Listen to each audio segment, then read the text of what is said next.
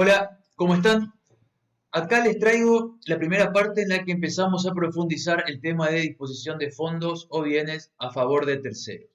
Si bien vimos la introducción, que tocamos un poco de todos los temas para que se entienda de qué se trata esto, ahora vamos a ir avanzando sobre cada tema en particular y ampliando cada una de las situaciones. Ahora empezamos analizando desde el principio qué nos dice la ley al respecto como disposición de fondos a favor de terceros en específico, digamos, solamente este tema, no como el remedio del que hablábamos, que suelen utilizarlos algunos artículos diciendo si supera tal límite aplicamos el artículo 76 o si pasa tal cosa se aplica el artículo 76. Vamos a ver cómo funciona el artículo 76 en sí mismo y después un breve ejemplo de cómo se usa como remedio en otros artículos o en otras situaciones. Bien, primero entendamos que cuando hablamos de disposición de fondos estamos hablando tanto de fondos como de bienes, simplemente una cuestión de simplicidad a la hora de hablar. Se va a aclarar cuando haya una diferencia entre los dos. Pero bien, ¿qué dice la ley? Que hay una ganancia, o sea, que se va a establecer una ganancia presunta sin prueba en contrario cuando haya una disposición de fondos o de bienes efectuada por sujetos del inciso A del artículo 53, estamos hablando de sociedad de capital, y no responda a operaciones realizadas en interés de la empresa. Bien, cuando suceda esto, esta presunción que mencionamos antes, si se trata de fondos, se va a aplicar un interés anual equivalente al que establezca la reglamentación.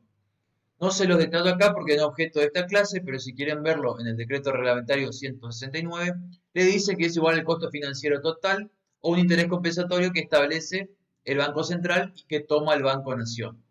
Por otro lado, para los bienes, se establece un 8% anual del valor corriente en plaza cuando se trata de inmuebles y del 20% anual para el caso de muebles. Bien, es decir, que si hay una disposición de fondos en los términos del artículo 76, que ya veremos cuándo sea, se aplicará un interés anual, ¿no es cierto? Ya veremos después desde qué momento hasta qué momento, simplemente quiero que entiendan qué pasa. Y si es de bienes, se aplicará un 8% o 20% dependiendo del tipo de bien.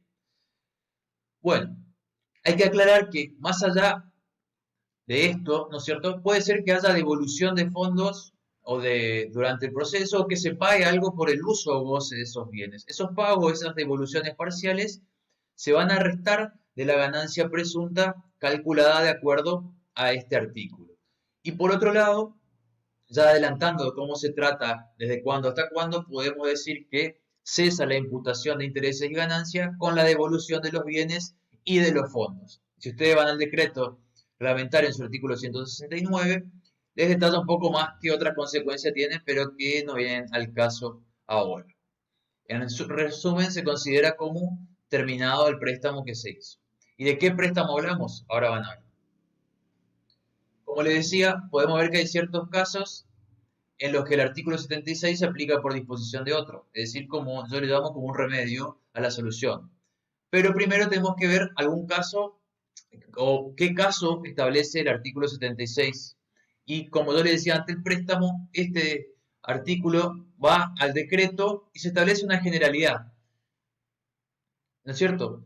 Que si no es consecuencia de las operaciones propias del giro de la empresa o no genera ganancias grabadas, se va a configurar una disposición de fondos cuando se entreguen en préstamo estos fondos o bienes, sin importar la naturaleza y residencia del prestatario y su relación con la empresa.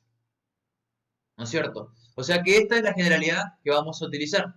Cuando se entreguen en préstamos, fondos o bienes que no tengan que ver con el giro propio de la empresa, o sea, una consecuencia del giro de la empresa, o que no generen ganancias grabadas, ¿no es cierto? Sin importar la relación que tenga el sujeto que recibe los fondos con la empresa, ¿no es cierto? Con la empresa que da los fondos.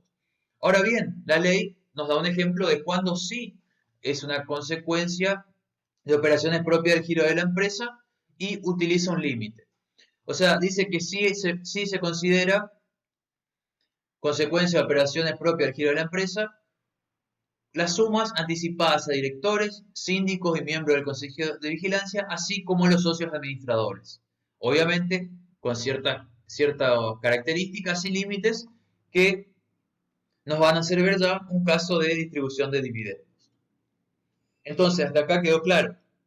El artículo 76 funciona de una manera, la generalidad se establece en el decreto reglamentario, diciendo que cuando se entreguen en préstamo fondos o bienes, ¿no es cierto? Sin importar la naturaleza de la otra persona que recibe el préstamo, y cuando se trate de operaciones que no responden al giro habitual de la empresa, ¿no es cierto? Bien, y vamos a ver el caso este de la suma anticipadas a directores, síndicos y miembros del Consejo de Vigilancia, así como a los socios administradores. De manera de entender un poco esta figura y avanzar sobre esta presunción de dividendos que a su vez vuelve otra vez al artículo. Entonces, como ya le aclaré, siempre vemos siempre el artículo 76 para entender la figura y ahora vemos qué pasa en el decreto, que es la parte que explica un poco algunas cuestiones del 76. Se los vuelvo a aclarar porque ya que no lo escribí, sepan que ese es el artículo 169. Después vamos a ver el otro. Establece dos limitaciones, que yo las llamo así. La primera es que estas sumas anticipadas que hablamos no superen lo fijado por la Asamblea para el ejercicio por el cual se adelantaron. Y a su vez, estas deben estar individualizadas y registradas contablemente. Es decir, de una manera que no haya irregularidades, ¿no es cierto? O que no haya forma de disminuir ciertas utilidades eh, y tomarse los beneficios de esto. Así que tiene que estar individualizada y registrado, por lo tanto, se asevera que es real, ¿no es cierto? Que es algo que pasó. Y si excede este monto de sumas anticipadas a los asignados por la Asamblea, se aplica una segunda limitación, que dice que no se trate de directores, síndicos o miembros del Consejo de Vigilancia comprendidos en el inciso F del artículo 50. ¿De qué nos habla el artículo F, el inciso F del artículo 50? Es decir, una presunción de distribución de dividendos, o como también se suele llamar después en el decreto, retiro de fondos.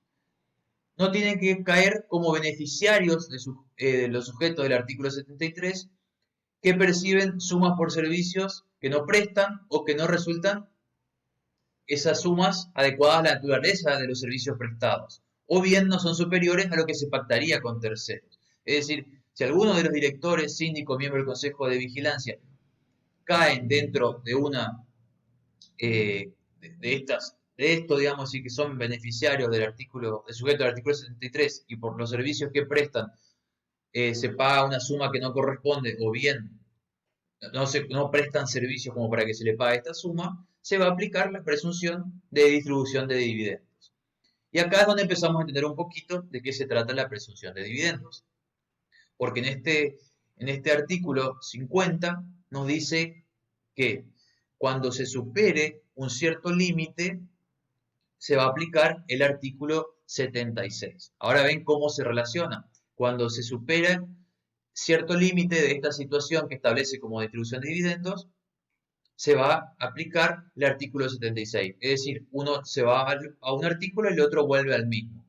Es decir, que si estamos ante directores, síndicos, miembros del Consejo de Vigilancia comprendido en este inciso, se va a aplicar el artículo 50. No vamos a estar ante una disposición de fondos, ¿no es cierto?, hasta tanto no pase cierto límite que establece el artículo 50. ¿Y cuál es?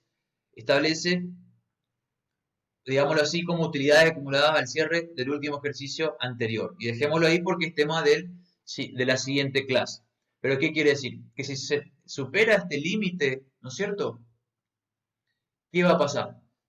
Se va a aplicar el artículo 76. ¿Y qué pasa con lo que supera